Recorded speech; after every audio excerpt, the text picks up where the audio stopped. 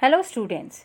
Today we will discuss class 7th history chapter Rise of New Kingdoms part 1. So let's begin the chapter. Our first topic is origin of the Rajputs in North India. The word Rajput has its origin in the Sanskrit language. It comes from the word Rajputra, which means son of a king or ruler in Sanskrit. Historians and scholars have different views about the lineage of Rajputs.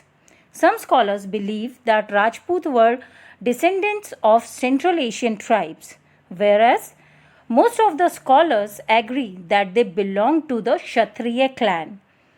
And the three clans of Rajput are Suryavanshi, Chandravanshi, and Agnivanshi.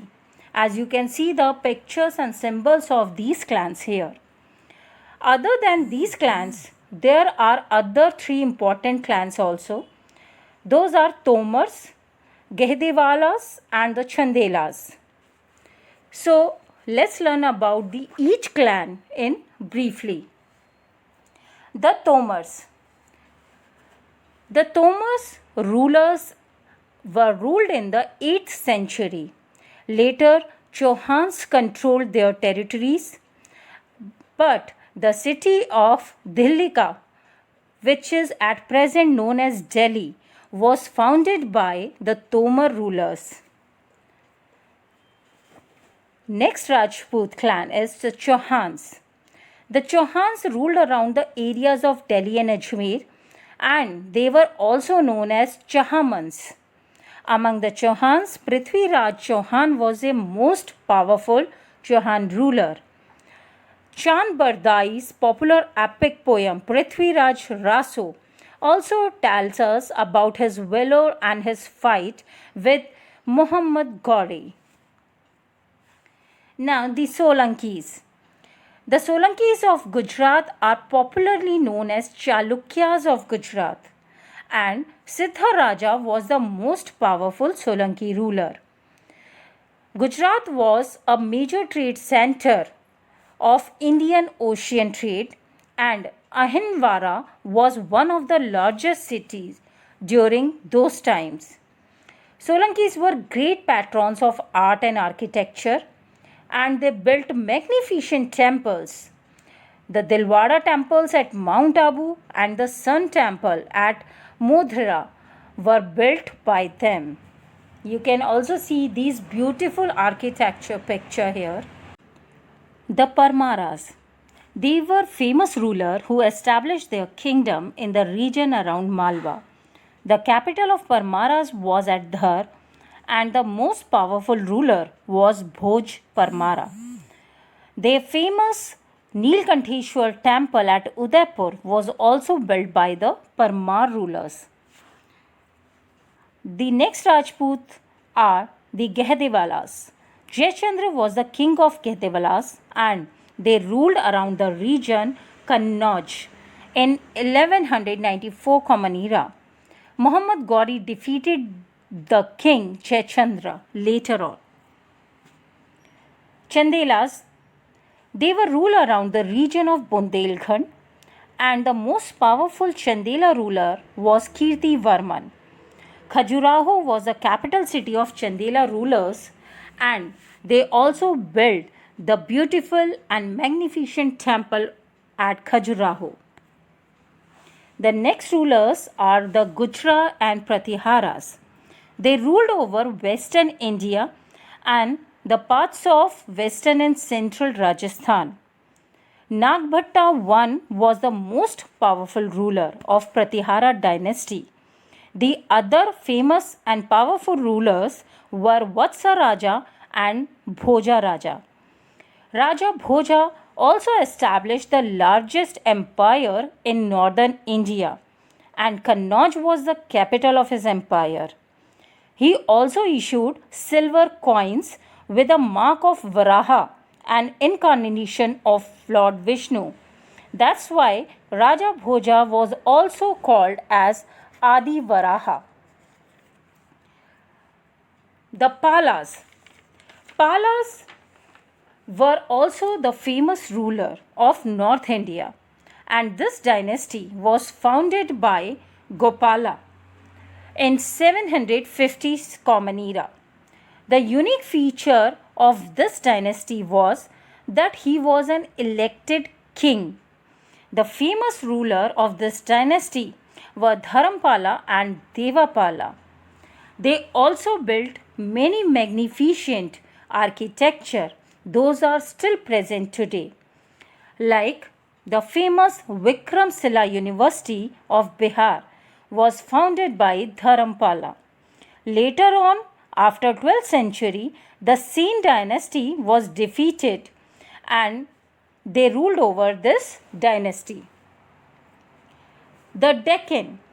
Deccan was a region between the rivers Krishna and Narmada, and many of the dynasties ruled over this region. Now this region comes in South India. Till now we studied about the North Indian kings, Rajputs. Now we move to the South Indian kings. The Rashtrakutas. They came to power in the 8th century, and Danti Durga, or we can say the Danti Varman, was the founder of Rashtrakuta kingdom. This dynasty was very famous for the great warriors and administrators. The other famous kings were Govinda, Amoghavarsha and Krishna III. The Rashtrakutas were very tolerant rulers, and they were also great patrons of art, architecture and literature. They also built beautiful Kailasa temple, as you can see in this picture, and Elephanta caves near modern Mumbai. Amoghavarsha was a tolerant ruler and he wrote poetry in Kannada language also. The other kingdoms, those ruled over the Deccan, are Chalukyas. They ruled over Kalyani, and later Chalukyas or Western Chalukyas are the other name of the Chalukya rulers. The most famous ruler of this dynasty was Vikramanaka. The Kakatiyas. The Kakatiya kingdom lay between the Krishna and Godavari river, and their territories were taken over by the sultans of Delhi in the early 14th century. Kakatiya kings were great followers of Shaivism and were great patrons of Sanskrit and Telugu. The Yadavs. Bhilama founded the Yadav kingdom in 12th century, and the area comprised the area between the Narmada and Godavari rivers. This kingdom was very famous for its trade, prosperity and riches. And in the 14th century, all the territories of this kingdom were annexed by the Khilji rulers. The Hoysalas of Devasamudra. The most powerful king of this kingdom was Vishnu Vardhan. He ruled over the region of present-day Karnataka. Later on, the kingdom was taken over by the Delhi Sultanate. In this period, the kings were very powerful but not all powerful, as they shared their power with Samantas as well as with peasant groups, traders and Brahmins. The Kheld wielded power and authority on all matters like civil, military and political with their help. Many of the kings even adopted the great titles for themselves, like Maharaja Dhiraj.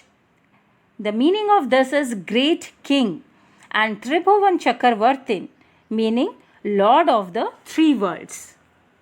Now the most important struggle of our history.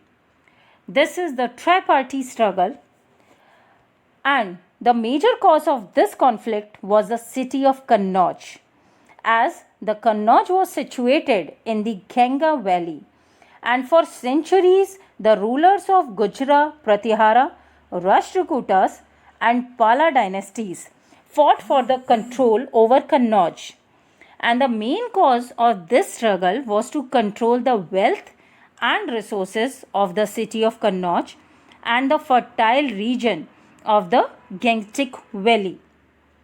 This struggle between these three dynasties is suitably described as the tripartite struggle.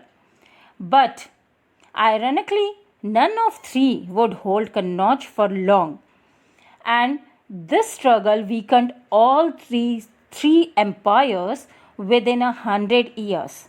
The power of the three dynasties declined. The Rashtrakutas were overthrown by later Chalukyas. The Palas were under threat from the Cholas and were later overthrown by Sena dynasty.